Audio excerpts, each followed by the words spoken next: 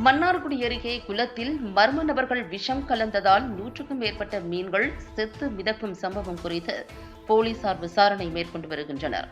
திருவாரூர் மாவட்டம் மன்னார்குடி அருகே தலையாமங்கலம் வடக்கு தெருவைச் சேர்ந்தவர் சிவகுமார். இவர் சொந்த செலவில் குட்டை வெட்டி மீன் வளர்த்து வருகிறார். இந்த நிலையில் நேற்று இவரது சகோதரர்கள் சொத்து மற்றும் இடம் பிரச்சினை சம்பந்தமாக திருவாரூர் மாவட்ட காவல் கண்காணிப்பாளரிடம் புகார் மனு அளித்துவிட்டு சிவகுமார் அவரது மனைவி சரஸ்வதி ஆகியோர் வீட்டுக்கு வந்துள்ளார்.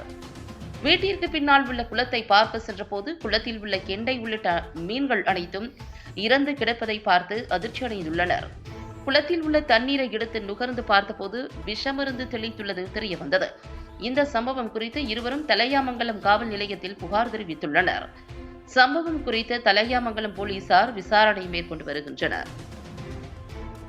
மனு கொடுக்க திருவாரூர் போனதுக்கு அடுத்த நிமிஷம் வந்துட்டு சாயந்தரம் ஒருத்தவங்க வந்து லேடி வாசலில் நின்றுட்டு இருந்தாங்க. உள்ளே ஒருத்தவங்க நின்றுட்டு எங்களை பார்த்த உடனே வெளியே வந்துட்டாங்க.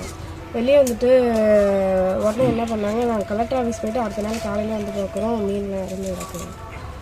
மனு கொடுத்தனால அந்த மாதிரி பண்ணியிருக்காங்க. யார் பண்ணான்னு தெரியல.